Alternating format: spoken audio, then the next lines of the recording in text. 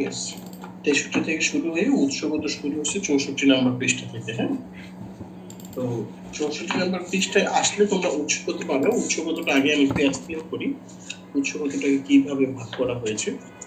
উৎসগত দিক থেকে 5টি ভাগে ভাগ করা হয়েছে। প্রথমটা হচ্ছে তৎস।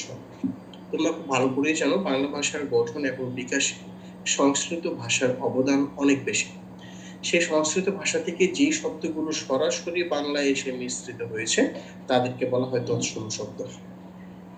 যে শব্দগুলো তৎসম ভাষা থেকে কিঞ্চিত পরিবর্তন হয়ে বাংলা ভাষায় এসেছে তাদেরকে আমরা বলি হচ্ছে অর্ধ তৎসম শব্দ।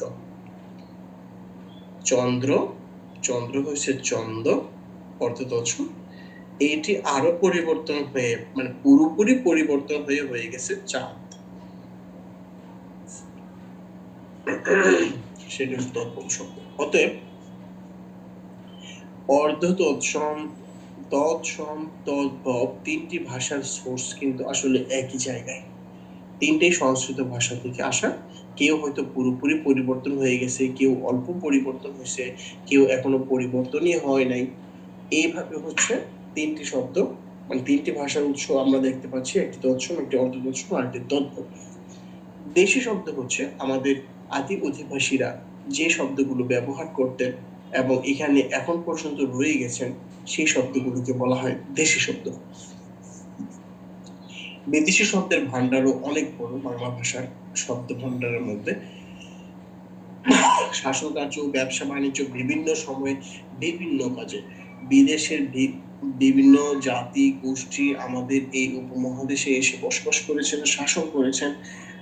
এখানে যখন তারা শাসন করত, ব্যবসা বাণিজ্য করত, তখন তাদের মুখের ভাষা আমাদের ভাষার সাথে মিশে যায়। যখন মিশে যায় তখন তাদের ভাষাগুলো আমাদের ভাষার জাস্ট a minute।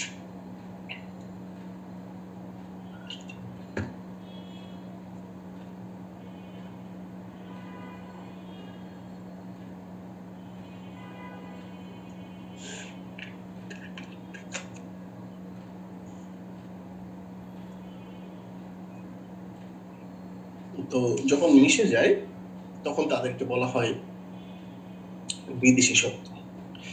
কিভাবে মিশে যায় দেখো, তুমি আসছো গ্রিস থেকে, এসে একটি বই বিক্রি করবা। তো বই বিক্রি করার জন্য তুমি গ্রিসের লোক বাঙালিদেরকে বলতেছো যে বইটির দাম 5 পয়সা দাম। তো বাঙালিরা ওই সময় কি বলতো না বলতো আমি জানি না। দাম শব্দটা হয়তো আগের যে প্রচলিত শব্দটা থেকে বেশি সহজ থাকার কারণে গ্রিস ভাষা এই শব্দটি বাংলা ভাষায় মিশে গেল। তাহলে দাম শব্দটি কি দেশি নাকি বিদেশি বলো? বিদেশি শব্দ। কোন দেশি? গ্রিক, গ্রিক শব্দ। আমরা হয়তো আগে কেদারাই বলতাম ইংরেজরা আসার আগ পর্যন্ত। তো ইংরেজরা এসে কেদারাকে ওরা চেয়ার বলতো। তো সেই কেদারা পরিবর্তিত হয়ে কিসের রূপ নিয়েছে? চেয়ারের রূপ নিয়েছে। অতএব চেয়ারটি কেমন শব্দ? ইংরেজি শব্দ। এইভাবে আমরা তো হচ্ছে সহজ প্রিয়তা অবলম্বন করছি সবসময়, সহজের দিকে ছুটি। সহজ হোক কঠিন হোক, প্রশাসনিক কাজেও হয়তো ব্যবহার হতে হতে এমন অনেক শব্দ আছে যেগুলি আমাদের বাংলা ভাষার মূল শব্দকে হারিয়ে জায়গা দখল করে নিচ্ছে। এদেরকে বিদেশি শব্দ বলা হয়। বিদেশি শব্দ বিভিন্ন দেশের হতে পারে, চীনা হতে পারে, জাপানি হতে পারে, মায়ানমার হতে পারে, মেক্সিকান, ইংলিশ, সবচেয়ে বেশি হচ্ছে আরবি এবং ফার্সি। কেননা আরবি ফার্সি রাজত্বকাল অনেক দিন ছিল আমাদের, প্রায় 1200 সাল থেকে 1757 তো যুদ্ধ হয়, ধরো 1757 পর্যন্ত আমাদের এই বাঙালি অঞ্চলে 1200 থেকে 1757 পর্যন্ত আরব, ফার্সি, ইরান, ইরাক এই অঞ্চলে শাসকদের অধীনে ছিল। তো প্রায় তো 557 বছর, হিউজ টাইম। হয়তো রাজবংশ পরিবর্তন হয়েছে এই সেই ইত্যাদি ইত্যাদি, কিন্তু আসল শাসনকর্তা তো আরব অঞ্চলের লোকেরাই ছিল, এবং আরবি ফার্সি ভাষা এই কারণে প্রচলনটা অনেক বেশি। ইংরেজরা যখন ছিল, ইংরেজি ভাষার অনেক শব্দ মিশেছে, এইভাবে বিদেশি ভাষার শব্দগুলো আমাদের ভান্ডার সমৃদ্ধ হয়েছে। তোমাদের কাজ কি? তোমাদের কাজ হচ্ছে কোন শব্দটা কোন ভাষা থেকে আসছে এটা মুখস্থ রাখা। সংস্কৃত মুখস্থ রাখা লাগবে না তোমার, আই মিন তৎসম বাদ, অর্ধ তৎসম এইটাও বাদ, তৎপ্রব বাদ, এগুলো পড়ো না। এমসিকিউ পড়তে যেয়ে যা পাবা তাই। দেশি শব্দ, দেশি শব্দ কিছু কিছু মনে রাখা উচিত। দেশি শব্দ আমরা 64 নম্বর পৃষ্ঠায় বাম পাশে দেশি শব্দে অল্প কয়েকটি উদাহরণ দেওয়া আছে, এই উদাহরণগুলো মনে রাখবা দেশি শব্দ। তারপরে হচ্ছে দেশি শব্দগুলো মনে রাখার আমি তোমাকে একটি কবিতা লিখে দিতে চাই, কবিতা লিখতে পারো। দেশি শব্দের একটি কবিতা লিখো তো দেখি। পুরি, পেট, চুলা,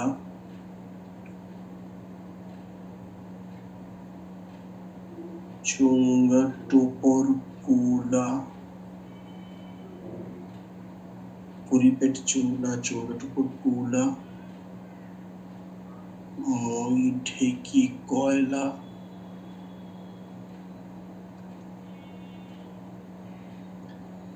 ডাব, ডাগর, ডিঙ্গা,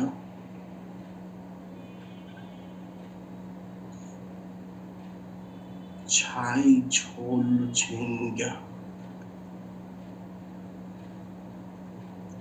পুরি, পেট, চুলা, চুঙ্গা, টোপর, কুলা, মই, ঢেকি, কয়লা, ডাব, ডাগর, ডিঙ্গা, ছাই, ঝোল, ঝিঙ্গা। এটার জন্য কেমন শব্দ? দেশি শব্দ।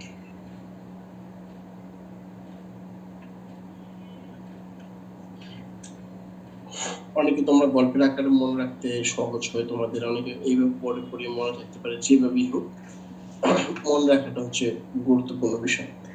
বিদেশি শব্দগুলো পড়ার ক্ষেত্রে কি করব আমরা?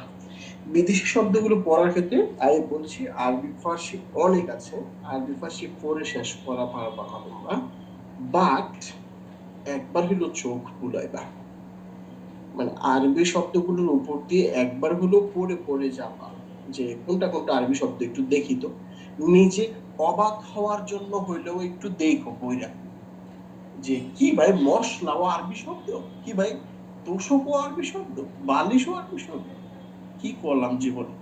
যদি আমি সৌদি আরব যাই আর কিছু না বললে তো অ্যাটলিস্ট এটা বলতে পারবো, বালিশ বালিশ বালিশ, এ সাদিক কাইফা হালুকা বালিশ, কারণ সে বুঝতে পারবে তোমার ঘুম টুম আসছে, এবার একটু ঘুমাইতে চাও। তো সেই কারণে একবার হইলেও পড়ে যায়, মুখস্থ করা লাগবে না আমি বলছি, বাট পড়তে হবে। তুমি কোনটা কোনটা আরবি শব্দ দেখো, আমি কয়েকটা পড়ি। আজব, আতর, আদর, আদালত, আবির, আয়েশ, কয়েকটা পড়লাম। এর মধ্যে তো কি ভাই আদালত আরবি শব্দ, খাইছে কলম সেটাও আরবি শব্দ, এই যে একটা শরবত খুঁজে পাইছে, এমন অনেক কিছু খুঁজে পাবা যেটা তোমার বিলিভ করতে কষ্ট হয়ে যাবে যে এটা বিদেশি ভাষার শব্দ বা এটা আরবি শব্দ। ঠিক আছে, ফার্সি শব্দগুলোর ক্ষেত্রেও, হ্যাঁ আব্দুল ভাই আরবি, ফার্সি শব্দের ক্ষেত্রেও যেটা, ফার্সি শব্দগুলো এমন অনেক শব্দ পাবা যেমন শালগম, সাবাস, বেআই, লাল, জাদু, জামদানি, নকশা, নালিশ, পাঞ্জাব, পলক, কত কিছু আছে, মাস্তান, মালিশ, সব এগুলো ফার্সি শব্দ। কিন্তু মুখস্থ করতে বলবো আমি তোমাকে যেগুলো, 65 নম্বর পৃষ্ঠায় আসো সবাই। 65 নম্বর পৃষ্ঠায় আসার পরে আমি তোমাকে মুখস্থ করার কথা বলবো। এখানে হচ্ছে ছোট ছোট অনেকগুলো ভাষা আছে। ছোট ছোট বলতে আমি কি কারণে, কারণ হচ্ছে এদের কালেকশনটা কম, যেহেতু কালেকশনটা কম সুতরাং এদেরকে তোমার মনে রাখা জরুরি। সবচেয়ে ইম্পর্টেন্ট পর্তুগিজ, 65 নম্বর পৃষ্ঠায় যতগুলো আছে সবচেয়ে ইম্পর্টেন্ট হচ্ছে পর্তুগিজ ভাষা, তুর্কি ভাষা, হিন্দি ভাষা। যারা যারা আছে পড়বো, একটু বক্স আকারে দেওয়ার চেষ্টা করেছি, বক্সের মধ্যে যেমন চীনা শব্দ কয়েকটা, গুজরাটি কয়েকটা, স্পেনিশ একটাই দেওয়া আছে, মেক্সিকান একটাই দেওয়া আছে, এগুলো পড়বা। তারপরে হচ্ছে ডান পাশের নিচের দিকে মিশ্র শব্দ, the second important, second most important হচ্ছে মিশ্র শব্দ। মিশ্র শব্দগুলো পড়তে হবে তোমাকে। মিশ্র শব্দগুলো একটি ভাষার একটি অংশ, আরেকটি ভাষার আরেকটি অংশ, দুইটি মিলে মিশ্র শব্দ গঠন করেছে। তো মিশ্র শব্দগুলো পড়বা, তাহলে আমি 65 নম্বর পৃষ্ঠাটা হচ্ছে বেসিক্যালি তোমার শুধু মুখস্থ করার জায়গা। এটুকু সবাই পারবা কিনা বলো? যে ভালো সেভাবে মুখস্থ করো, গল্প বানাও, পড়ে পড়ে মুখস্থ করো, লিখে লিখে মুখস্থ করো, but you should give it a try. Okay, next, ক্রিয়ার কাল। ক্রিয়ার কাল আসলে বিষয়টা কি? সারা জীবন তুমি আর কিছু না পড়লেও একটা জিনিস পড়ছো, তোমার বাসায় টিচার পড়াইতে আসতো ইংলিশ টিচার, তুমি পড়তে চাইতে ইংলিশ প্রাইভেট, ওরা টেন্স পড়াইতোই তোমাকে।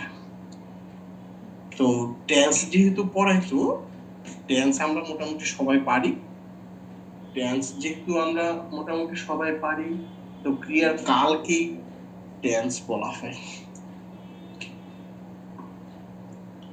তো ক্রিয়ার কালকে যে টেন্স বলা হয়,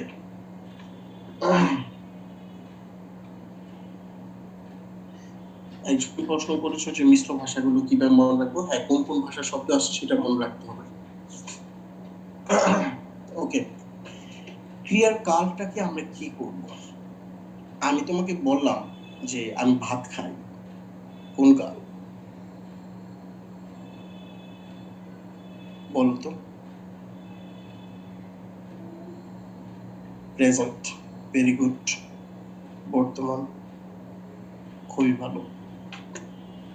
তো এই ভাত খাওয়াটাকে কখন যে কোন দিক দিয়া অতীতের কাছে নিয়ে যাবে তুমি টেরই পাবা না। এমন একটি জায়গা এখানে আছে, কালের মধ্যে বিশিষ্ট ব্যবহার আছে বাংলা ভাষার কালগুলোতে। হ্যাঁ, তো ক্রিয়ার কাল আমরা যখন পড়তে যাচ্ছি, ইংলিশের সাথে মিল রেখেই তুমি পড়তে পারো, কোনো সমস্যা নেই। ইংলিশে আমরা যেমন আমি ভাত খাই, বর্তমান, আমি ভাত খাচ্ছি, বর্তমান, বর্তমান বা কন্টিনিউয়াস, আমি মাত্র বাড়িতে এসেছি, প্রেজেন্ট পারফেক্ট, বা এটাকে এখানে বলা হয় যে পুরাগঠিত বর্তমান। এগুলো ঠিক আছে, কিন্তু পরীক্ষায় যে প্রশ্নগুলো আছে, পরীক্ষায় যে প্রশ্নগুলো আসে সেইগুলো হচ্ছে একটু ডিফারেন্ট প্রশ্ন আসে। আমি গতকাল ভাত খাইনি, কোন কাল মনে হয় তোমাদের? বলো তো। আমি গতকাল ভাত খাইনি, প্রেজেন্ট মনে হচ্ছে না? চালাক হয়ে গেছো তোমরা। গতকাল তো আছে, তারপরেও কেন প্রেজেন্ট মনে হচ্ছে? গতকাল তো আগের ঘটনা।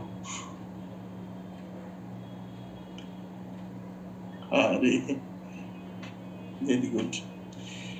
তো কিছু কিছু বিষয় আছে বিশিষ্ট ব্যবহার, তো বিশিষ্ট ব্যবহারগুলো শুধু আমরা মনে রাখবো। হ্যাঁ, বিশিষ্ট ব্যবহারগুলো আমরা মনে রাখবো। খেয়াল করো শুনে, বিভিন্ন কালের বিশিষ্ট ব্যবহার। প্রথমে আমরা দেখতে পাচ্ছি নিত্যবৃত্ত বর্তমান। নিত্যবৃত্ত বর্তমান গুলো কিভাবে চিনবো আমরা? বিশিষ্ট ব্যবহার, সাধারণ ব্যবহারগুলো আমরা সবাই পারি, যে আমি প্রতিদিন স্কুলে যাই, আমি প্রতিদিন ভাত খাই, নিত্যবৃত্ত বর্তমান, এগুলো পাবি আমরা। বিশিষ্ট ব্যবহারগুলো নিয়ে শুধু আলোচনা করব, খেয়াল করে শুনো। নিত্যবৃত্ত বর্তমানকে চেনার জন্য আমরা এখানে চারটি উপায় দেখতে পাচ্ছি। চারটি উপায় দেখতে পাচ্ছি। প্রথমটি হচ্ছে চিরন্তন সত্য, যেমন সূর্য যেন কোন দিক দিয়ে উঠে, পূর্ব দিক দিয়ে উঠে, পশ্চিম দিক দিয়ে অস্ত যায়, এটাই চিরন্তন সত্য। পৃথিবী সূর্যের চারদিকে ঘুরে, চিরন্তন সত্য। শ্রাবণ ভাই ভালো ছেলে, ইউনিভার্সাল ট্রুথ। এইগুলো হচ্ছে নিত্যবৃত্ত বর্তমানের উদাহরণ। খতে কি দেখা যাচ্ছে? খতে দেখা যাচ্ছে কে জানে দ্বারা বাক্য শুরু হবে। তো কে জানে দ্বারা যদি বাক্য শুরু হয়, সেটি যেন কি হবে? সেটি হবে নিত্যবৃত্ত বর্তমান। কে জানে তুমি এমন কাজটি করবে? কে জানে আমি ঢাবিতে চান্স পাবো কিনা? কে জানে আজ বৃষ্টি হবে কিনা? কে জানে তোমার দেখা পাবো কিনা? কোন কালের উদাহরণ? নিত্যবৃত্ত বর্তমান কালের উদাহরণ। কে জানে বলার পরে যা খুশি বলো পরে, সমস্যা নেই, নিত্যবৃত্ত বর্তমান। এন্ড যুক্ত ক্রিয়া দ্বারা ঐতিহাসিক ঘটনা প্রকাশ করবে। এটা আমি একটি কথা এখানে লিখি, যেমন সম্রাট আকবর বাংলা সনদ প্রবর্তন করেন। অর যোগ এন, ঐতিহাসিক বর্তমান যাদেরকে বলা হয় সাধারণত। ক্রিয়ার শেষে এন যুক্ত করে যদি ঐতিহাসিক কোনো ঘটনা প্রকাশ করো, সেই ঘটনাটি যেন কোন কাল হয়ে যায়, নিত্যবিত্ত বর্তমান কাল হয়ে যায়।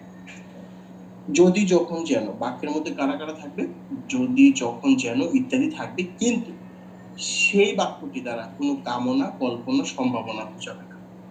যেমন কেমন হতে পারে, আমি যখন আসি বৃষ্টি নিয়েই আসি। দেখো বাক্যটির মধ্যে যদি, যখন, যেন ইত্যাদি আছে, কিন্তু কোনো কামনা, কল্পনা, সম্ভাবনা এখানে নাই। কামনা, কল্পনা, সম্ভাবনা তখন হবে যদি আমি বলতাম যে আমি যদি পাখি হতাম, আসমানে উড়ে যেতাম, আজ যদি তুমি থাকতে কত না ভালো হতো। কামনা, কল্পনা, সম্ভাবনা সেখানে থাকতে পারে। কিন্তু যদি, যখন, যেন যদি বাক্যের মধ্যে থাকে, আর যদি সেই বাক্যটি দ্বারা কামনা, কল্পনা, সম্ভাবনা না বোঝায়, তাহলে নিত্যবৃত্ত বর্তমান। অতীতকে আমরা চেনার জন্য একটি উপায় রাখছি, নিত্যবৃত্ত অতীত কামনা, কল্পনা, সম্ভাবনা থাকে। যেমন আজ যদি তুমি থাকতে, আজ যদি তুমি থাকতে কতই না ভালো হতো। আজ যদি বৃষ্টি নামতো আমরা গান গাইতাম। 27 হতো যদি 127, আমি যদি পাখি হইতাম ইত্যাদি। এরা যেন কোন কাল, নিত্যবৃত্ত অতীতকাল। স্লাইড যখন হাতে পাবো এগুলো আরো মিলিয়ে দেখবা। সাধারণ বর্তমান কালে আমরা কি করি, কোনো অনুমতি প্রার্থনা করলে, যেমন এখন তবে আসি স্যার, এখন তবে যাই স্যার, এটা নিতে পারি, এটা যেতে পারি ইত্যাদি। অতীতকালে ক্রিয়া শেষে মাইনেই নিয়ে থাকি। একটু আগে যেটা বলতেছিলাম যে আমি গত বছর ভাত খাইনি, আমি গতকাল স্কুলে যাইনি। অতীতকালের কোনো কাজ যদি বর্তমানে নেগেটিভ ওয়ার্ড, নেগেটিভ ক্রিয়া দিয়ে তুমি এক্সপ্লেন করো, তাহলে সেটাকে বলা হয় নিত্য সাধারণ বর্তমান। তিনটে দেখলাম। 4 নাম্বার হচ্ছে সাধারণ অতীতকাল। ইন্ডিকেটর গুলো মনে রাখবা। এক্ষুনি, এই মাত্র দ্বারা বাক্য শুরু হলো। এক্ষুনি জানলাম তুমি এসেছো, এই মাত্র শুনলাম সে গিয়েছে। বিশেষ ইচ্ছা প্রকাশ করলে, একবার এটা বইয়ের মধ্যে যে উদাহরণটি দেওয়া আছে যে তোমার যা খুশি করো, আমি চললাম। তোমার যা খুশি করো, আমি চললাম। 19 বইয়ে এমন একটি উদাহরণ দেওয়া আছে। পরীক্ষায় একবার প্রশ্ন আসছিল, তোরা যে যা বলিস ভাই, আমার সোনার হরিণ চাই। এটি কোন কাজের উদাহরণ? তো যেহেতু এটা বিশেষ ইচ্ছা প্রকাশ করতেছি, সেদিক থেকে বিশিষ্ট ব্যবহারের সাধারণ অতীতের মধ্যে আনা যায়। তোরা যে যা বলিস ভাই, আমার সোনার হরিণ চাই, তোমার যা খুশি করো, আমি চলি। ঘটমান বর্তমান কালের ক্ষেত্রে কি করছে, বক্তার প্রত্যক্ষ উক্তিতে যে রহিম বলেছে যে সে বাড়ি যাবে, ন্যারেশন করার সময় আমরা যা করি, কোনো একজন বক্তার কথা আরেকজন বক্তার কাছে উপস্থাপন করতে গেলে তুমি যেভাবে ব্যবহার করো, সেটাকে বলা হয় এখানে কোন কাল, বর্তমান বর্তমান কাল। ভবিষ্যতে যদি কোনো কাজ করার সম্ভাবনা বোঝায় যে এই কাজটি ভবিষ্যতে ঘটতে পারে, তাহলে তাকে বলা হয় বর্তমান বর্তমান কাল। যেমন ভাবিস না আমি এবার চান্স পেয়ে যাব। চান্স ভবিষ্যতের কথা বলছো তুমি এখানে, বাট ইটস একটা পসিবিলিটি। চান্স পেতেও পারি, নাও পেতে পারি। যেহেতু ভবিষ্যতের একটা সম্ভাবনা বুঝাচ্ছে, ভবিষ্যতের সম্ভাবনা যে বাক্যগুলো দ্বারা বুঝাবে তাদেরকে আমরা বলবো বর্তমান বর্তমান কাল। সাধারণ ভবিষ্যৎ কালের ক্ষেত্রে কি ঘটে? সাধারণ ভবিষ্যৎ কালে হচ্ছে কে জানতো দ্বারা বাক্য শুরু হবে। আমরা কিন্তু একবার শুরু করছিলাম কে জানে দ্বারা, সেটা ছিল নিত্যবৃত্ত বর্তমান কাল। আর এটা হচ্ছে কে জানতো দ্বারা। কে জানতো আমি চান্স পেয়ে যাব, কে জানতো আজ বৃষ্টি নামবে, কে জানতো তুমি আসবে না, সাধারণ ভবিষ্যৎ কাল। অতীতকালের সংগঠিত কোনো কাজের ব্যাপারে সন্দেহ পোষণ করাকে বলা হয় সাধারণ ভবিষ্যৎ কাল। অতীতকালে শুরু হওয়া কোনো কাজের ব্যাপারে সন্দেহ পোষণ করা, মনে হয় তারা এতক্ষণে বাড়ি পৌঁছে থাকবে। দেখ, তারা কি বাড়ি পৌঁছানোর কাজটা এখন শুরু করেছে নাকি আরো অনেক আগে শুরু করছে? সঠিক উত্তর হচ্ছে আরো অনেক আগেই শুরু করছে। তারা এখন পর্যন্ত সেখানে পৌঁছাতে পারছে কি পারে নাই তুমি জানো না বলেই অনুমান করে একটি কথা বলতেছো। অতীতকালে শুরু হওয়া কোনো কাজের ব্যাপারে যখন সন্দেহ পোষণ করা হয় যে বাক্যগুলো দ্বারা, সেই বাক্যগুলিকে বলা হয় কেমন কাল? সাধারণ ভবিষ্যৎকাল।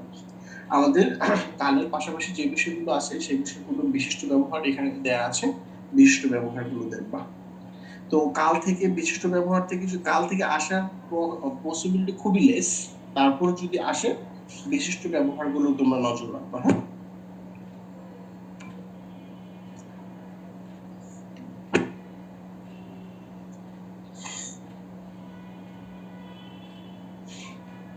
আচ্ছা, একজন বলছো যে মাইশা খান নেট চলে গেছিল, তুমি কিছু একটা পার্ট বুঝতে পারলে তুমি ক্লাসের পর টিউন করে থাকো, আমি তোমাকে সেটা ক্লিয়ার করে দেবো। হ্যাঁ, বাকিদের বিষয়গুলো নিয়ে আমরা এখন সামনে সম্পূর্ণ ক্লাস নিয়ে আগাচ্ছি।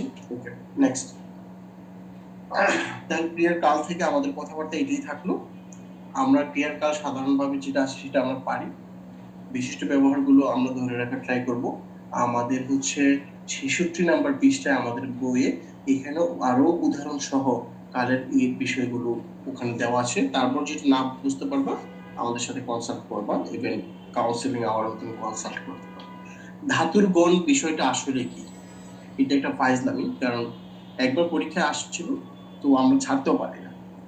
ফাইজলামি ছাড়া কিছু না, তুমি যদি সরস করায় পারো ধাতুর গণ পড়া শেষ। মনে হতে পারে কি নাকি, আসলে কিছুই না। সরসরাই যদি পারো ধাতুর গণ কেন পড়া শেষ? কারণ ধাতুর গণ কয়টা আছে সেটাও তোমার দেখার বিষয়। ধাতুর গণ প্রশ্নটা কি? তোমাকে আমি একটা শব্দ দিলাম যে কুমড়া। কুমড়া শব্দটি কোন ধাতুর গণের অন্তর্গত? ক নাম্বার দিলাম হচ্ছে বিগ্রা। দেখো এগুলো কিন্তু লিখতেছি ধাতুর গণের যে লিস্ট আছে 20টি ধাতুর গণ, ওইখান থেকে একবার লাস্টের দিকে এগুলো আছে। খ নাম্বার দিলাম সোপলা। অপশনগুলো কোথা থেকে নিয়েছি তোমরা খুঁজে পাইছো? গ নাম্বার দিলাম উল্টা, আর গ নাম্বার দিলাম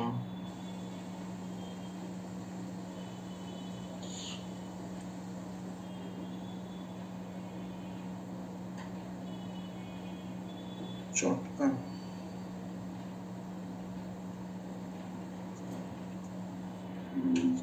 দেখো তো কুমড়া শব্দটির যে গঠন, স্বরধ্বনির যে গঠন, হ্যাঁ, প্রথমটা কয়ের সাথে রস্য, তারপরটাতে কিছু নাই, শেষটাতে আ। এই ঘটন কোথায় আছে দেখো তো?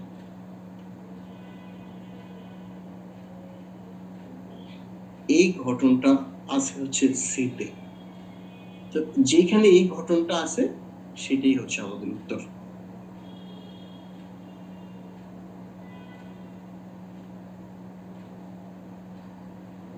অন্য একটা শব্দ বের করবা।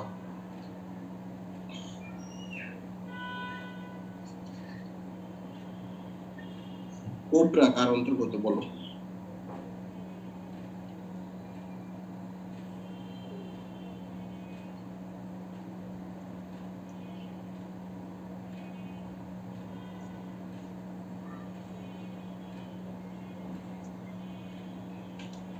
ওকে, কর, কাঠ, গা, লেক। একজন প্রশ্ন করেছ ধর কার অন্তর্গত, বলো তো তোমরা? A B C D. ধর কার অন্তর্গত?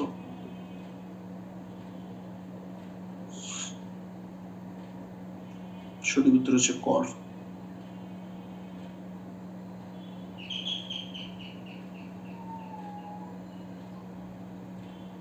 তাসনিম ফারজানা বলতেছো যদি হ ওয়ালা থাকে। আচ্ছা, হ যদি থাকে তাহলে কি হবে দেখো। আমি বললাম গাছ, আমি বললাম যা। বলো তো গাছ কার অন্তর্গত?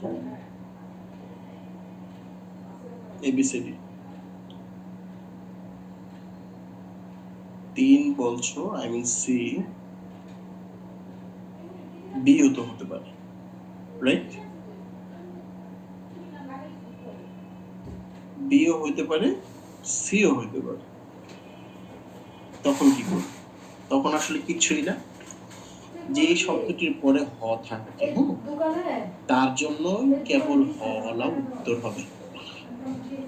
আর হ যদি না থাকে শব্দটির শেষে, যেমন গাছ, সবসময় তুমি কাঠকেই উত্তর দিতে চাবা। গাছ বলো, পাট বলো, যাই বলো না কেন, তোমার উত্তরটা এখানে আর এখানে যেহেতু মিলে যাচ্ছে দুইটাতে, সবসময় তুমি হ ছাড়া যেটা সেটাকে উত্তর নেবা। বাট যদি হওয়ালা কোনো একটি শব্দ থাকে এবং সেটি মিল থাকে, যেমন গাহ না থাকলে কাঠকে নিতে পারো। তোমাকে প্রশ্ন হচ্ছে যে জাত শব্দটি কোন ধাতুর গণের অন্তর্গত। এখানে যে কাঠ, গাহ না থাকতো তাহলে কাঠকে নিতে পারত। গাহ যেহেতু আছে এবং গঠন এক, তাহলে এর জন্য হওয়ালাটা উত্তর নেবে। এমন দুইটা জায়গায় এই বিষয়টা আছে, আমি দেখাই দিচ্ছি তাহলে, যেহেতু প্রশ্নটি সামনে আসছে। আরেকটি আছে দেখো, লাফা আর হচ্ছে নাহ, খুব সম্ভবত লাফা আর নাহ, লাফা এবং নাহ। তো আমি বলতে পারি জাহা, আমি বলতে পারি টাকা, আমি বলতে পারি পারা। সবাই উত্তর দাও। লাফা হচ্ছে এ আর নাহা হচ্ছে বি। বলো দেখি টাকা কার অন্তর্গত?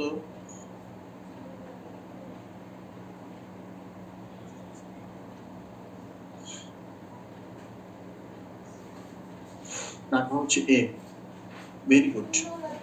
পারা কার অন্তর্গত?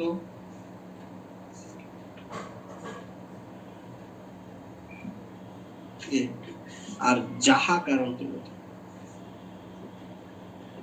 না। এবার পার পাই। পদাশ্রিত নির্দেশক, পদাশ্রিত নির্দেশক কি? এখান থেকে কি পড়বো? পদাশ্রিত নির্দেশক তুমি কি কি পড়বা? এখান থেকে তুমি পড়বা হচ্ছে এইটা, টা, টি, খানা, খানি, শেষ। টা, টি, খানা, খানি। নিচের কোনটি পদাশ্রিত নির্দেশক? কোনো টা, কোনো টি, কোনো খানা বা কোনো খানি, এদেরকে দিলে পদাশ্রিত নির্দেশক। পদাশ্রিত নির্দেশক আসলে কি কাজ করে? পদাশ্রিত নির্দেশক এটি হচ্ছে কোনো শব্দের নির্দিষ্টতা বা অনির্দিষ্টতা বোঝায়। খুবই অস্বাভাবিক একটি বিষয় লেখা আছে না নবম দশম শ্রেণীর বই, সেটি আমাদের মেনে নিতে হবে। আমি জানি না পার্থক্যটা কিভাবে সাধারণত হয়ে থাকে, এক একজনের এক এক ধরনের যুক্তি এটা উপস্থাপন করার ট্রাই করেছে। দেখ, এক শব্দের সাথে টা, টি যুক্ত করলে অনির্দিষ্ট। আসলে একটা দৃষ্টিকোণ থেকে এটা সঠিক, কারণ আগে লিখিনি তারপর বলতেছি। অন্য সংখ্যার সাথে টা, টি যুক্ত করলে নির্দিষ্ট।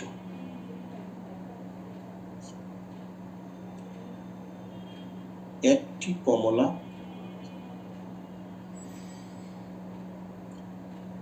দুইটি কমলা,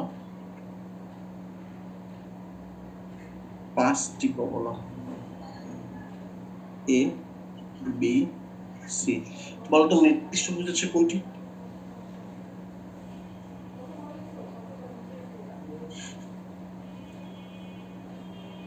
নির্দিষ্ট বোঝাচ্ছে কোনটি?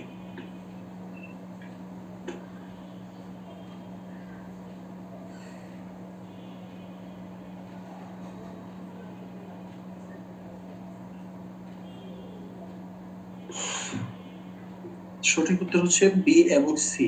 নির্দিষ্টতা বোঝাচ্ছে, এ অনির্দিষ্টতা বোঝাচ্ছে।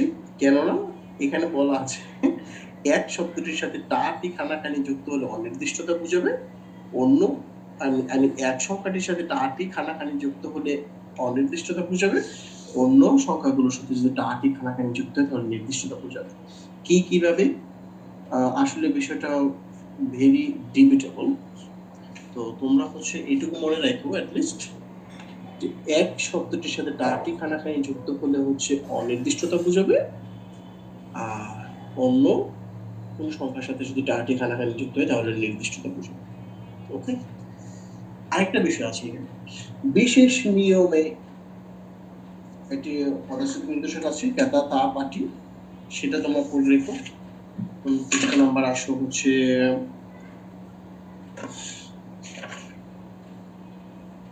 হ্যাঁ পৃষ্ঠা নাম্বার 66-তে আছো। 66-তে আসো সবাই। 2, 3, 4 এই তিনটা ভালো করে পড়বা। হ্যাঁ 2, 3, 4 দেখো 2 নম্বরে কি বলছে, গোটা। গোটা হচ্ছে বচনবাচক শব্দটির আগে বসে, আর খানাখানি হচ্ছে পরে বসে। এগুলো পরীক্ষায় এসে থাকে এইভাবে যে গোটা বচনবাচক শব্দটির কোথায় বসে, যেমন গোটা 5 কমলা। খানাখানি পরে বসে, যেমন 5 খানা কমলা। তারপরে হচ্ছে 3 নম্বরে যেটা বলছে টাক টুক টুকু টু ইত্যাদি পদচ্ছেদ নির্দেশক নির্দিষ্টতা অনির্দিষ্টতা উভয় বুঝাইতে পারে। নির্দিষ্টতাও বুঝাইতে পারে, অনির্দিষ্টতাও বুঝাইতে পারে। সবার শেষে 4 নাম্বারটা হচ্ছে বিশেষ অর্থে নির্দিষ্টতা জ্ঞাপনে 3টি ব্যবহার হয়। এটা ইম্পর্টেন্ট, এটা পড়ো। ক্যাতা তা পাটি, এই সিম্পল কয়েকটা কথাই শুধু পদচ্ছেদ নির্দেশক থেকে পড়বা, আর কোনো কিছু দরকার নেই।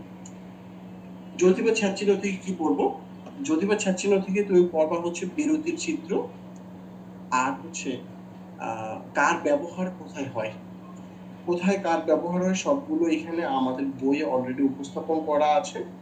কোনটার কি নাম, পূর্ণচ্ছেদ পাদচ্ছেদ কমা কোথায় ব্যবহার করতে হবে, ড্যাশ কোথায়, সেমিকোলন কোথায়, দাড়ি কোথায়, প্রশ্নবোধক কোথায়, এগুলো তোমরা অলরেডি জানো। তোমরা হচ্ছে 67 নাম্বার পৃষ্ঠার ডান কলামে মিডলের দিকে আসো সবাই, এখানে এসে খুঁজে পাবা এক নজরে বিরাম চিহ্নের বিরতির চিত্র, কোথায় কতটুকু থামতে হবে সেইটা হচ্ছে এখানে দেওয়া আছে। 1 সেকেন্ড থামতে হবে কার কার ক্ষেত্রে, থামার প্রয়োজন নেই কার কার ক্ষেত্রে, বা এক বলতে যে সময় লাগে, এক বলার দ্বিগুণ সময় লাগে। আমি তোমাদেরকে এটা মনে রাখার জন্য একটু হেল্প করি। আমাকে বলো তো, বাক্যের শেষে ব্যবহার হইতে পারে কয়টি শব্দ, মানে কয়টি বিরাম চিহ্ন? 3টি। একটি হচ্ছে দাড়ি, একটি হচ্ছে প্রশ্নবোধক, আরেকটি হচ্ছে বিস্ময়। এই 3টি, অতএব এই 3টিতে 1 সেকেন্ড থামতে হবে। তো বাক্যের শেষে যারা ব্যবহার হতে পারে সেই 3টির সাথে হচ্ছে ড্যাশ এবং কোলন সম্পর্কিত যারা আছে তারাও 1 সেকেন্ড থামবে, তাহলে 1 সেকেন্ড আমরা পেয়ে গেলাম। বাক্য যদি শেষ হয় সেখানে 1 সেকেন্ড থামতে হবে, কোলন এবং ড্যাশ সম্পর্কিত যদি কাউকে পাই তার ক্ষেত্রেও 1 সেকেন্ড থামতে হবে। তাহলে এখানে 3টা গঠন করা যেতে পারে, কোলন ড্যাশ কোলন ড্যাশ, মোট 6টা হইল। তাহলে 6টা 1 সেকেন্ড থামতে হয়, দাড়ি, জিজ্ঞাসা, বিস্ময়, কোলন ড্যাশ কোলন ড্যাশ, এই 6টা। এই 6টার পরে কি কি আসে? হাইফেন, ইলেক, ব্র্যাকেট। হাইফেন ইলেক চিহ্ন তো উপরে ব্যবহার করি, আর হচ্ছে ব্র্যাকেট, এদের ক্ষেত্রে আমাদের থামার প্রয়োজন নেই। আর কমা, কমা তো এখানেও একটি, এক বলতে যে সময় লাগে আর এক বলার দ্বিগুণ সময় লাগে, সেখানেও একটি, বিষয়টি খেয়াল করো। দাড়ি কমা, দুইটার মধ্যে যে থামতে হয় এইটুকু তো আমরা কনফার্ম, তাই না? দুই জায়গায় থামতে হয়। দাড়িতে বেশি থামতে হয় নাকি কমাতে বেশি থামতে হয় বলো তো দেখি? বেশি থামতে হয় কোথায়? দাড়িতে। তাহলে কমাতে আর একটু কম থামতে হবে, 1 সেকেন্ড থামতে হবে না, 1 সেকেন্ড থেকে কম থামতে হবে। 1 সেকেন্ড থেকে কম মানে কি, এক বলতে যে সময় লাগে, এই দুটেই তো প্যারামিটার আছে এখানে, তাই না? এক বলতে যে সময় লাগে বা 1 সেকেন্ড। তাহলে এক বলতে যে সময় লাগে এটা হচ্ছে কমা। আমাকে এবার বল, কমা আর সেমিকোলন কোনটা বড়? কমা আর সেমিকোলন বড় কোনটা বলো তো দেখি? সেমিকোলন। তাহলে কি সেমিকোলন কি দাড়ি থেকেও বড় বলো তো আমাকে? সেমিকোলন কি দাড়ি থেকেও বড় নাকি? না। তার ঘটনাটা কি ঘটলো? ঘটনাটা ঘটলো কমা, কমার পরে হচ্ছে কমা থেকে বড় যেন কি, কমার থেকে বড় হচ্ছে সেমিকোলন, সেমিকোলন বড় থেকে হচ্ছে, সেমিকোলন থেকে বড় হচ্ছে দাড়ি। তো দাড়ি বলতে সময় লাগে 1 সেকেন্ড, কমা বলতে সময় লাগে এক বলতে যে সময় লাগে, তার মানে সেমিকোলন 1 সেকেন্ড না, এক বলতে যে সময় না, এক বলার দ্বিগুণ সময়। আর পড়তে হবে না এগুলো, এগুলো এখন থেকে তোমার এইভাবে মনে থাকবে। তাহলে বাক্যের শেষে যারা আছে এবং হচ্ছে কোলন ড্যাশ সম্পর্কিত যারা আছে তার 1 সেকেন্ড, আর কমা আমার থামতে হয় এক বলতে যে সময় লাগে, দাড়ির থেকে কম যেহেতু, সেমিকোলন যেহেতু কমার থেকে বড়, তাহলে এক বলার দ্বিগুণ সময়। আর বাকিগুলো থামার প্রয়োজন নেই, হাইফেন থামতে হয় না, ইলেক থামতে হয় না, ব্র্যাকেটও থামতে হয় না। বাক্য রূপান্তর সব শেষ কথাবার্তা। বাক্য রূপান্তরে কি ঘটে? বাক্য রূপান্তরে তোমাকে যেটা মনে রাখতে হবে, তোমাকে বাক্য রূপান্তর করতে বলছে, কথাটা খেয়াল করো। বাক্য রূপান্তরে তোমাকে বাক্য রূপান্তর করতে বলছে, রূপ অন্তর, রূপ অন্তর, রূপের পরিবর্তন। হ্যাঁ, শূন্যস্থান ব্যতীত তুমি নিজেই ব্যবহার করো, শূন্যস্থান ব্যতীত তুমি নিজেই ড্যাশ ব্যবহার করো, কিন্তু তুমি জানো না এটার নাম যে ড্যাশ। ধরো এটা তোমার পরীক্ষার খাতা, ঠিক আছে? এটা তোমার পরীক্ষার খাতা, তুমি লিখতেছো আমার নাম তামিম, আমি বাংলাদেশের, এই দেশ জায়গা হচ্ছে না, তুমি কি করো এখানে একটি টান দাও, বাংলাদেশের। বুঝেছো এই কাজ?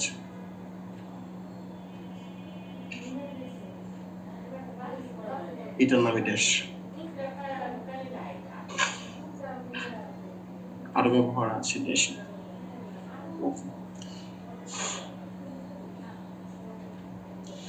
ড্যাশ আর হাইফেন দেখ এক হলো, আসলে ড্যাশটা একটু বড়, হাইফেনটা একটু ছোট। হাইফেন তো দুটি শব্দের মাঝখানে থাকে, হাইফেন তো দুটি শব্দের মাঝখানে থাকে। দুটি শব্দকে যখন যুক্ত করো তখন, এটা তুমি আসলে দুইটা শব্দকে যুক্ত করতেছো না।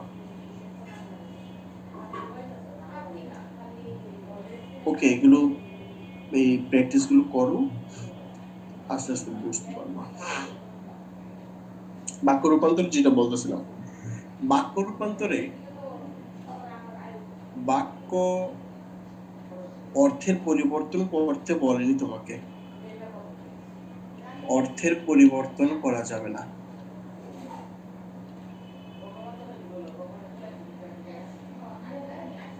রূপের পরিবর্তন করবা, অর্থের পরিবর্তন করলে তোমার সেটি কাটা যাবে, রূপের পরিবর্তন করতে হবে। যেমন এর আগে যখন রেগুলার ক্লাসে পড়াছিলাম একটি উদাহরণ দিয়েছিলাম, আমি বাড়ি যাব না। আর এই শিশির আহমেদ তানিম, তুমি কি ক্লাসে আছো? এতক্ষণ তো ক্লাসে ছিলাম, ক্লাস থেকে বের হয়ে এবার গ্রুপে যে বানর পাঠানো শুরু করছো কি ভাই? আমি বাড়ি যাব না, অনেকে অনেকভাবে এটাকে বলেছিল সেদিন। আসলে আমি, তোমরা বলছিলে আমি এখানেই থাকবো, আমি বাজারে যাব, আমি বাড়ি যাব না, আমি বাড়ি না যেয়ে পারি না। আসলে এগুলো অর্থের পরিবর্তন হয়ে যাচ্ছে। সঠিক উত্তর আমরা দেখতে পেয়েছিলাম যে আমি বাড়ি যাওয়া থেকে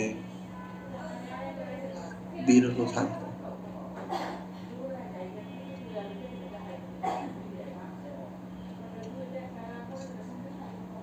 তো যখন বলছো আমি বাড়ি যাওয়া থেকে বিরত থাকবো, তখন আসলে দেখো বাক্যটির রূপের পরিবর্তন ঠিকই ঘটতেছে, কিন্তু অর্থের পরিবর্তন ঘটেনি। তো এটা হবে তোমার বাক্য রূপান্তরের ক্ষেত্রে মূল টার্গেট। কি কি ধরনের বাক্য রূপান্তর হতে পারে? অস্তিবাচক থেকে নেতিবাচক হতে পারে, না বোধক থেকে হ্যাঁ বোধক হতে পারে। হ্যাঁ বোধক না বোধক করার ক্ষেত্রে আমরা সাধারণত নেগেটিভ পজিটিভ শব্দ ব্যবহার করি। যেমন দেখো, আমি বাড়ি যাওয়া থেকে বিরত থাকবো, মানে কথাটা আমি না বোধক শব্দ ব্যবহার করি না, কিন্তু তোমাকে এইটুকু বুঝাতে পারতেছি যে আমি বাড়ি যাব না। একজন বলছো আমি বাইরে থাকবো, বললে কি হবে? তুমি নিজেকে, অর্থে তো পরিবর্তন অবশ্যই হয়। আমি বাড়ি যাব না, তাহলে বাড়ি যাব না, আমি বাইরে থাকবো। বাড়ি কথাটা কই? আমি তো বলছিলাম আমি বাড়ি যাব না, তাই না? তো সেই অর্থটা কোথায় তাহলে এখানে? বাড়িতে না যাওয়ার অর্থটা কি আছে? থাকে না। এটাই বললাম, অস্তিবাচক থেকে নেতিবাচক, প্রশ্নবোধক থেকে নেতিবাচক, শব্দ বাক্য ইত্যাদি বিষয়গুলো পড়বা। বাক্য রূপান্তর করার ক্ষেত্রে অর্থের পরিবর্তন করা যাবে না, এই একটা বিষয় শুধু মনে রাখবা। এই তো মোটামুটি এখানে বাক্য রূপান্তর সম্পর্কে যা কিছু দেওয়া আছে পড়বা। nothing else to deal with here, I think. তাহলে আজকের ক্লাস আমরা আর এক্সটেন্ড না করে এখানে শেষ করব। আমাদের আইসিটি ক্লাসটি আজকে হচ্ছে না, সেটা আগামীকাল সকালে হবে। আর মেকআপ ক্লাস আমাদের আর যে কয়েকটা বাকি আছে, একজন বলছো ক্রিয়ার কালের 2 নম্বরটা। 2 নম্বর বলতে কোনটা? মানে নিত্যবৃত্ত অতীত নাকি? নিত্যবৃত্ত অতীতটা হচ্ছে চেনা তোমার জন্য কোনো কঠিন না, সহজ। সকাল 10টা হবে, নোটিশ পাবো আই থিঙ্ক কিছুক্ষণের মধ্যে। আমি যদি পাখি হতাম। তোমার নাম হচ্ছে মাইশা। মাইশা, খেয়াল করো।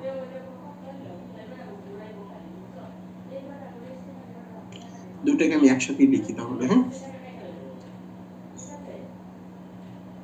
আমি যদি পাখি হতাম। আবার বললাম যে আমি যখন আসি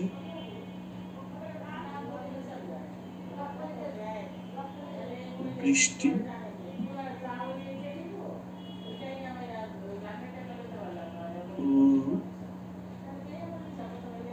আসে।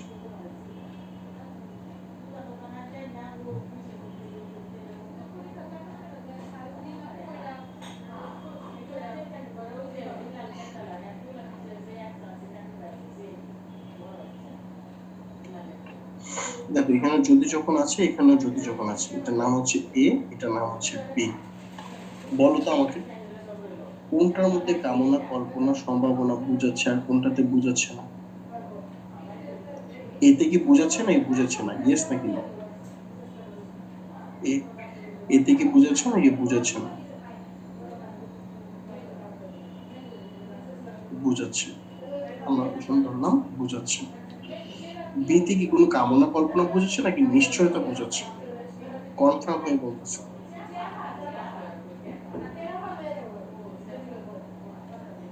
কনফার্ম হতে বুঝাচ্ছে, তার মানে এখানে কামনা কল্পনার সম্ভাবনা নেই।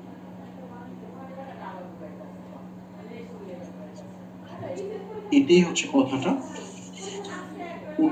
আর নিত্যবিত্ত বর্তমানে 4 নাম্বারটাতে বলছে যদি যখন যেন ইত্যাদি থাকবে, কামনা কল্পনা সম্ভাবনা বুঝাবে না। আর এখানে বলছে নিত্যবিত্ত অতিথি যদি যখন যেন থাকবে, কামনা কল্পনা সম্ভাবনা বুঝাবে। তো এই বাক্যটাতে যেহেতু কামনা কল্পনা সম্ভাবনা বুঝাচ্ছে, তাহলে এটার নাম হচ্ছে নিত্যবিত্ত অতীত। এই বাক্যটাতে যেহেতু কামনা কল্পনা সম্ভাবনা বুঝাচ্ছে না, তাহলে এটার নাম হচ্ছে নিত্যবিত্ত বর্তমান। এবার তোমরা আমাকে বলো যে এটা কি হবে? 27 কত যদি 127?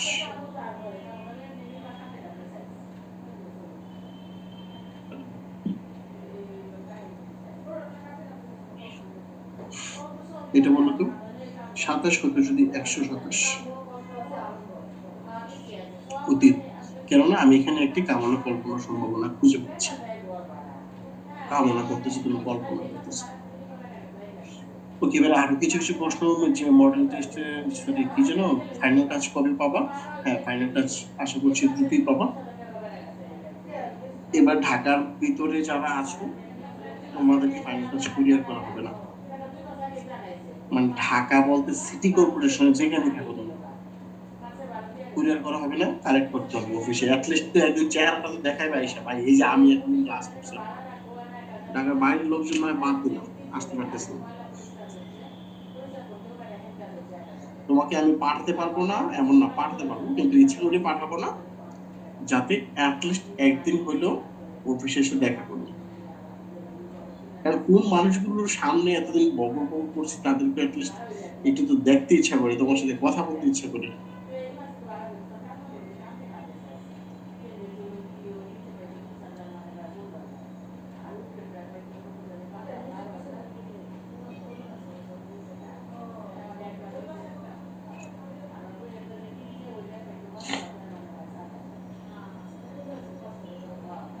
না, বাইরের মানুষজন বঞ্চিত হলো কেন? বরিশালে আমরা যাব, তারপরে হচ্ছে রাজশাহী যাব, কুমিল্লা যাব, মডেল টেস্ট প্রোগ্রামগুলোতে আমাদের ইচ্ছা আছে প্রতিটা ব্রাঞ্চে যাব। রাজশাহী অঞ্চলের যারা আছো, রাজশাহীতে আমরা প্রোগ্রাম শুরু করব সম্প্রতি। আশা করছি রাজশাহীতে মডেল টেস্ট অফলাইনে নিতে পারবো। রাজশাহী যেহেতু একটি বিভাগীয় শহর, অনেক স্টুডেন্ট আমাদের সেখানে আছে, তো তারা তো রাজশাহী থেকে ঢাকা এসে অফলাইন, কারণ উত্তরবঙ্গে আমাদের রাজশাহীতে অফলাইন শুরু করবো, রাজশাহী শহরে যারা আছে দিতে পারবো। বরিশালে অফলাইন পরীক্ষা হবে, কুমিল্লাতে অফলাইনে পরীক্ষা হবে, তারপরে হচ্ছে কুষ্টিয়াতে অফলাইনে পরীক্ষা হবে, যশোরে অফলাইনে পরীক্ষা হবে। এই অঞ্চলগুলোতে আমরা অফলাইনে পরীক্ষা নেওয়ার ট্রাই করছি, এবং যতটুকু সম্ভব চেষ্টা করবো প্রতিটি ব্রাঞ্চে ভিজিট করার জন্য অ্যাটলিস্ট।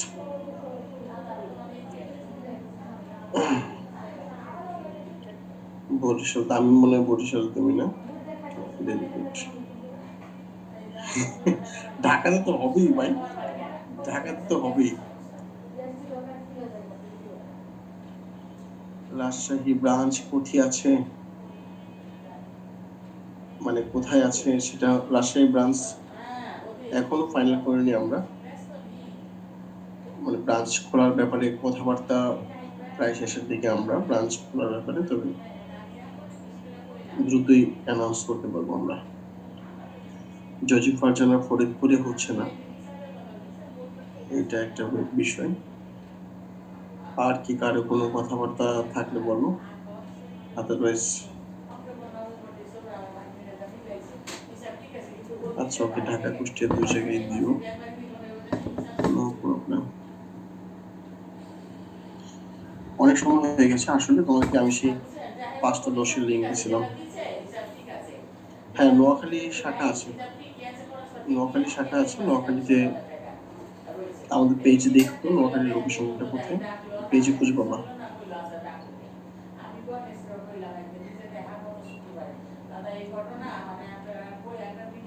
ওকে, আচ্ছা পড়াশোনা করো, আমি তাহলে যাই। আল্লাহ হাফেজ, ভালো থেকে সবাই। ব্রাহ্মণবাড়িতে থাকলেও হবে না, ব্রাহ্মণবাড়িয়া আমরা হচ্ছে শাখা রিনোভেট করবো, সেখানে সম্ভবত ব্রাহ্মণবাড়িয়া না হওয়ার সম্ভাবনা বেশি।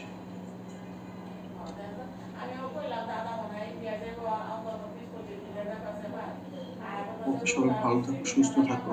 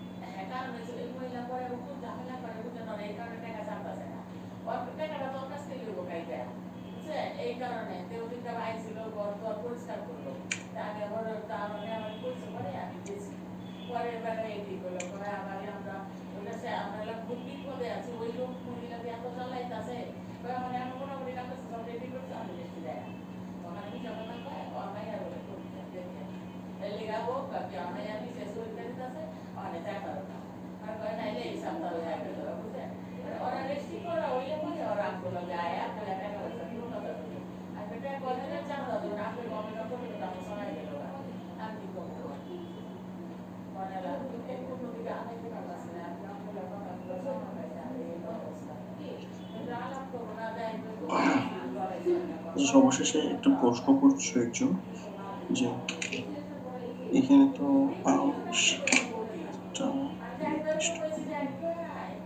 গোটা সাতেক আম আনা এটা অনির্দিষ্ট কেন? আসলে গোটা সাতেক আম আনার মধ্যে কোন ৭টা আম আনবে সেটা নির্দিষ্ট করেনি, হ্যাঁ? যখন আমি কথাটি বলবো ধরো অনেকগুলো আম আছে এখানে যে গোটা সাতেক আম নিয়ে আসো, এই ১ নাম্বারটা, ২ নাম্বারটা, ৩ নাম্বারটা এইভাবে ৭টি নির্দিষ্ট করে না। যেকোনো ৭টা। ৭টা আনবা সেটা ঠিক আছে, কিন্তু কোন ৭টা সেটা কিন্তু নির্দিষ্ট করবে। এই কারণে হচ্ছে পদার্থবিদ্যা নির্দেশকে আসলে নির্দিষ্ট অনির্দিষ্টতার ডিবেট কিন্তু এইভাবেই থাকে। গোটা সাতেক আম আনা এটা অনির্দিষ্টতাই বুঝেছি।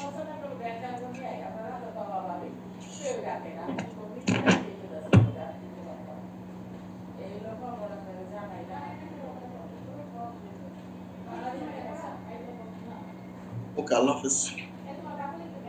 তোমাদের যার যার গ্রুপে লেকচার শিট দেওয়া আছে।